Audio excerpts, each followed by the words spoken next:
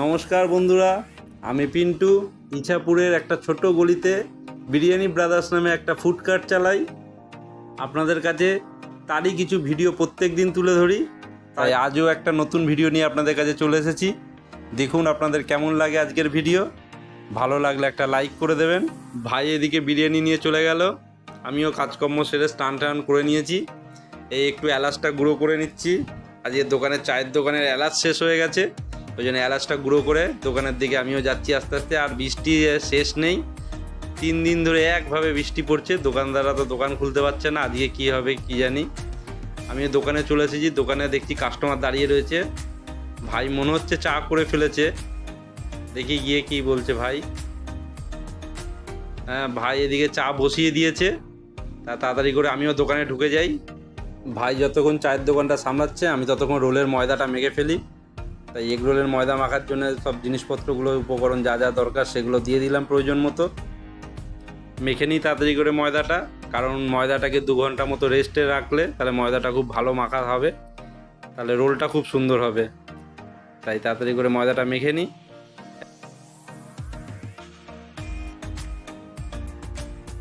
এদিকে ময়দা মাখাও কমপ্লিট, এদিকে বাবা ওইদিকে স্যালাড কাটার জন্য সব জিনিসপত্র রেডি করছে, শসা পেঁয়াজ ছাড়িয়ে নিয়েছে। আমিও কিছু জিনিস ভুলে গেছি, সেগুলো আনতে আবার যেতে হবে বাজারে। একটা বন্ধুকে ডেকেছি ফোন করে, একে তো চিনতেই পেরে গেছেন, এটা হলো সৌভিক।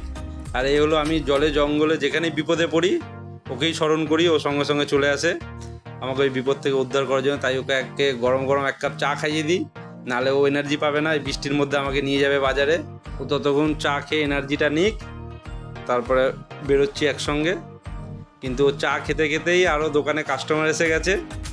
এবার ও তো দাঁড়িয়ে থেকে থেকে বিরক্ত হচ্ছে কাস্টমারদের দিয়ে, তাই বেরিয়ে পড়লাম দুজন মিলে এবার বাজারের উদ্দেশ্যে। কিন্তু এখনও বৃষ্টি এত পড়ছে যে দোকানগুলো আজকেও খুলতে পারিনি।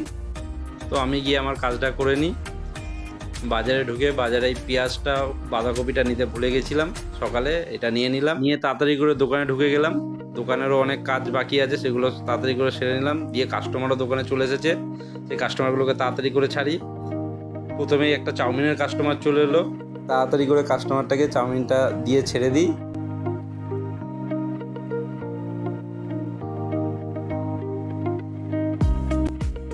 আপনাদের ভালোবাসায় একটা তো কাস্টমার চাউমিন নিতে এসেছিলো, সেটা দিতে দিতেই আর একটা কাস্টমার চলে এসে সঙ্গে সঙ্গে এগ চিকেন চাউমিন। সেই চাউমিনটাও তাড়াতাড়ি করে রেডি করে দিলাম। সেটা কাস্টমারটা বললো 1 প্লেট চাউমিনটা 2 জায়গায় ডিভাইড করে দিতে, সেটাও করে দিলাম। এদিক থেকে দিয়ে পাঠিয়ে দিলাম ওইদিকে। এবার ভাই এটাতে স্যালাড ফ্যালাডগুলো দিয়ে কাস্টমারকে ছাড়ুক ততক্ষণ। আজ থেকে 8 বছর আগে শুরু করেছিলাম এই জার্নিটা, তখন আমরা কাস্টমারের জন্য বসে থাকতে হতো। আপনাদের ভালোবাসায় এখন আর আমরা বসার সুযোগই পাই না। সেই সকাল থেকে শুরু করি আমরা, সকাল 6টা থেকে আর রাত্রির 12টা পর্যন্ত আমরা বসার সময় পাই না। এসবই আপনাদের ভালোবাসার জন্য সম্ভব হয়েছে। আপনারা ভালোবাসা দিতে থাকবেন আমাদেরকে এইভাবেই, আমরা যাতে এইভাবে এগিয়ে যাই।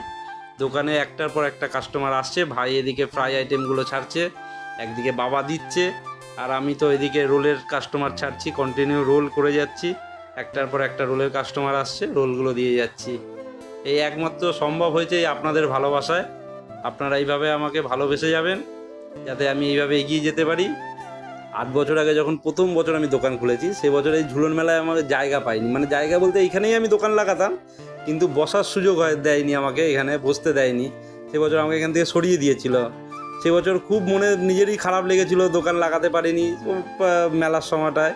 কিন্তু আপনাদের ভালোবাসায় আজকে আর সেই দিনটা নেই। যাই হোক, পুরনো কথা আর ভেবে লাভ নেই।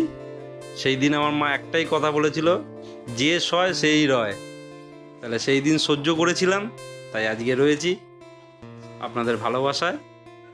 দেখতে দেখতে মোটামুটি দোকানদারি শেষ হয়েছে, একটু ফাঁকা হয়েছে, তাই ভাইকে নিয়ে বেরিয়ে পড়লাম আজকেও একটু মেলা ঘুরতে।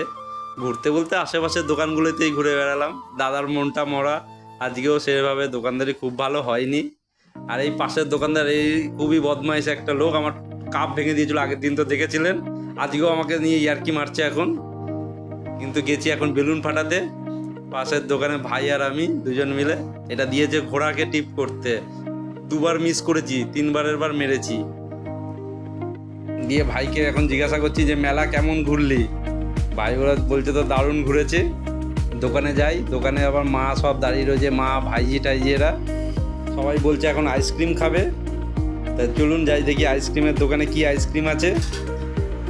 দিয়ে এই বদমাইশ আমার ভাইপোটা, ওর জন্যই ভয়ে কেউ আইসক্রিম খেতে পারছে না।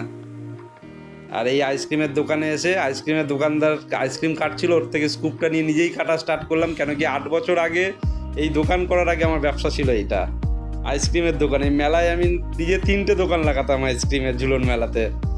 জানে পুরনো আমার সব বন্ধুরা জানে, সব যেই বন্ধুরা ফ্রিতে অনেক আইসক্রিমও খেয়েছে, যারা যারা খেয়েছিস তোরা কিন্তু এই ভিডিওটাতে একটা লাইক করিস আর কমেন্টে জানাস কে কে ফ্রিতে আইসক্রিম খেয়েছিলিস। তখন খালি মনে মনে ভাবতো আমার দোকানে আইসক্রিম কিছু গলে যাক, ওরা খাবে।